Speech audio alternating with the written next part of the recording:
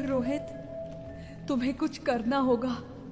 मैं अब इस तरह नहीं जी सकती। सुनीता, मैं कोशिश तो कर रहा हूँ, हर जगह ठोकरें खा रहा हूँ, तुम समझती क्यों नहीं? कोशिश? तुम बस बहाने बनाते हो। बच्चा आने वाला है और हमारे पास कुछ भी नहीं है। मुझे दोष मत दो सुनीता, मैं दिन रात मेहनत कर रहा हूँ। सुनीता ने गहरी सांस ली, अपना सिर पकड़ा और फिर जोर से चिल्लाई।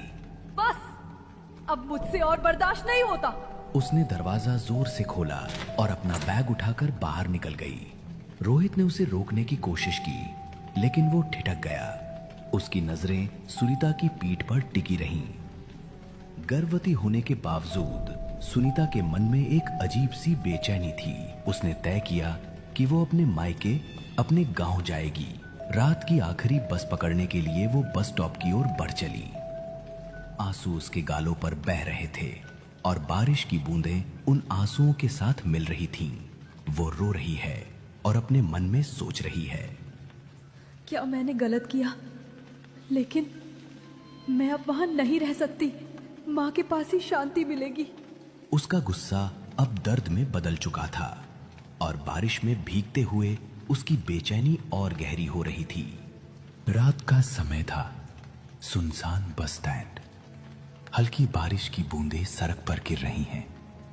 सुनीता गर्भवती और परेशान आखिरी बस में चढ़ती है और खिड़की के पास बैठ जाती है। बस लगभग खाली है। मध्यम रोशनी में सन्नाटा पसरा है। तभी एक बुजुर्ग महिला धीरे धीरे चलकर सुनीता की बगल की सीट पर आकर बैठ जाती है और उसकी मौजूदगी से सुनीता को एक अजीब बेचैनी महसूस होती है। बेटी, इतनी रात को इस हाल में अकेली कहाँ जा रही हो? मैं अपनी माँ के गांव जा रही हूँ। गांव? रातें गर्भवती औरतों के लिए सुरक्षित नहीं होती। जाना जरूरी था। आप कौन हैं? मैं बस एक मुसाफिर। तो कुछ छिपा रही है ना? मैं कुछ नहीं छिपा रही। सुनीता की धड़कनें तेज हो जाती हैं। वो खिड़की की ओर देखने की कोशिश करती है, लेकिन बुजुर्ग महिला की नजरें उस पर टिकी हैं। अपने थैले से एक फल निकालती है और सुनीता की ओर बढ़ाती है। ले, इसे खा ले, तुझे सुकून मिलेगा। नहीं, मैं ठीक हूँ। खा ले बेटी, रास्ता लंबा है। सुनीता उसकी दबाव भरी नजरों से डरकर फल ले लेती है और कांपते हाथों से उसे खा लेती है। उसका गला सूख रहा है और उसे लगता है कि फल का स्वाद अजीब सा कड़वा है। बस धीरे धीरे चल रही है। खिड़की के बाहर घने पेड़ों का साया और बिजली की चमक बस में डरावनी रोशनी फैलाती है।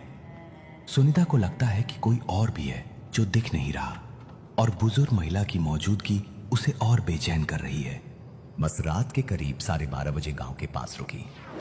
सुनीता बस से उतरी और देखा कि आसपास कोई वाहन नहीं था। सड़कों पर सन्नाटा और अजीब सी ठंडक छाई हुई थी।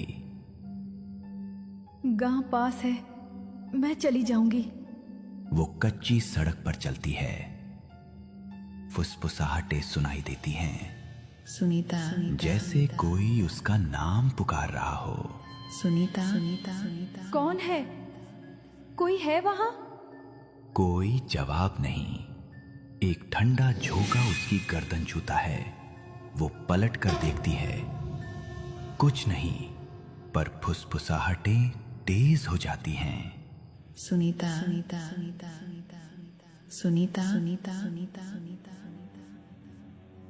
ये बस वहम है। सुनीता अकेली चल रही है। बिजली की चमक में उसकी परछाई किसी और की तरह लगती है। पेड़ों की सरसराहट और फुसफुसाहटें रात को भयानक बना रही हैं। सुनीता कांपते हाथों से दरवाजा खटखटाती है। थोड़ी देर बाद उसकी मां चेहरे पर चिंता लिए दरवाजा खोलती है। घर के अंदर मध्यम दिए की रोशनी अंधेरे से जूझ रही है। सुनीता, इतनी रात को इस हाल में तू यहाँ कैसे? माँ, मुझे यहीं आना था और कहीं नहीं। बेटी, रात में अकेले गर्भवती औरत को नहीं चलना चाहिए। ये जगह सुरक्षित नहीं। माँ, मैं ठीक हूँ। रास्ते में कोई मिला तो नहीं ना तुझे? बस में एक बूढ़ी औरत मिली थी। बूढ़ी औरत? उसने तुझे कुछ किया तो नहीं ना? हाँ, एक फल दिया था, मैंने वो खा लिया। फल? कैसा फल? तुझे नहीं खाना चाहिए था। क्यों माँ? वो तो बस दयालु थी। दयालु? बेटी, यहाँ रात में कोई दयालु नहीं मिलता। घर के अंदर ठंडक पड़ रही है। धुंध खिड़कियों पर चिपक रही है। बाहर भी है। बाहर पेड़ों की सरसराहट और फुसफुसाहटें तेज हो रही हैं, जैसे कोई सुनीता का नाम पुकार रहा हो। सुनीता, सुनीता, सुनीता, सुनीता। सुनीता, तूने वो फल क्यों खाया? तुझे नहीं खाना चाहिए था। माँ, मुझे कुछ हो रहा है। मेरे गले में करवाहट। सुनीता को अचानक खांसी का दौरा पड़ता है। उसके होंठ सूख जाते हैं और आंखों के नीचे काले घेरे उभर आते हैं। वो खांसते हुए जमीन पर गिर पड़ती है और उसके मुंह से खून की बूंदें टपकने लगती हैं। हे भगवान, ये क्या हो रहा है? माँ, मुझे क्या हो रहा है? मुझे बचा लो। बेटी, मुझे कुछ समझ नहीं आ रहा। मैं क्या करूं? मुझे तो ऐसा लगता है कि वो... कमरे में दिया अचानक बुझ जाता है और बाहर से एक डरावनी फुसफुसाहट गूंजती है, जैसे कोई उसका नाम पुकार रहा हो। सुनीता, सुनीता, सुनीता, सुनीता, सुनीता, सुनीता। सुनीता जमीन पर पड़ी है। उसकी सांसें कमजोर हैं। उसकी माँ डर से कांपते हुए उसे उठाने की कोशिश करती है। तभी एक भयानक हंसी घर में गूंजती है। ये क्या है? कौन है वहां? तूने मेरा फल खाया सुनीता, अब तू मेरी है। मुझे बचा लो। अचानक कमरे में घना अंधेरा छा जाता है। दरवाजा जोर से चरमराता है और एक धुंधली परछाई सुनीता के ऊपर मंडराने लगती है। हमसे गलती हो गई, हमें माफ कर दो। मेरी बेटी को छोड़ दे। बहुत देर हो चुकी है, वो अब मेरे साथ चलेगी। परछाई और करीब आती है और फुसफुसाहटें सुनीता का नाम पुकारने लगती हैं। सुनीता, सुनीता, सुनीता, मेरी बेटी, तू मेरा एक ही सहारा है। मुझे छोड़ के मत जा। ऐ आत्मा, तूने मेरी बच्ची कोई क्यों चुना? उसकी क्या गलती थी? मैं भी कभी गर्भवती थी। मेरे सीने में एक जिंदगी पल रही थी, लेकिन इस गांव ने मुझे वैश्या बनाकर ठुकरा दिया। मेरी पुकारें अनसुनी रही। मेरे आंसुओं को मेरी लाचारी ने पी लिया। मेरे बच्चे को जीने नहीं दिया गया और अब मैं हर उस औरत को अपने साथ ले जाती हूँ जो रात के अंधेरे में मेरे रास्ते आती है। तेरा फल मेरा श्राप था सुनीता। वो मेरी अधूरी ममता का बदला था। अब तू मेरे साथ चलेगी हमेशा के लिए। माँ, मुझे माफ कर दो। मैं... सुनीता की सांसें रुक जाती हैं। उसका शरीर ठंडा पड़ जाता है। आत्मा की परछाई उसके ऊपर झुकती है। एक आखिरी हंसी के साथ धुंध में गायब हो जाती है।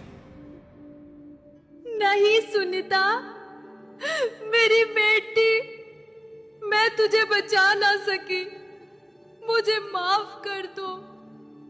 माँ सुनीता को सीने से लगाए फूट फूट कर रोती है। उसकी आंखों में पछतावा और दर्द है, ये जानते हुए कि वो उस आत्मा को रोक न सकी जो कभी इस गांव की एक बेबस औरत थी, जिसे रात में अकेले छोड़ दिया गया था। बुजुर्ग कहते हैं कि गर्भावस्था में रात के अंधेरे में कहीं बाहर नहीं निकलना चाहिए, क्योंकि इस दुनिया में ऐसी शापित आत्माएं भटकती हैं जो या तो बांझ थीं या गर्भावस्था में मर गईं।